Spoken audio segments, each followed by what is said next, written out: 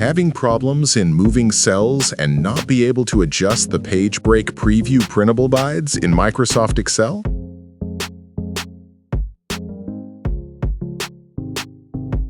To solve these problems, click the File menu in Excel. Choose Options. Click Advanced. Under Editing Options, look for Enabled Fill Handle and Cell Drag and Drop.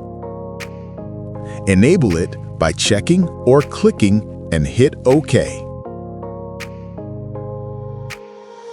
Now you will be able to drag, move, and adjust the page break printable guide. If this video is helpful, please don't forget to subscribe. Thank you.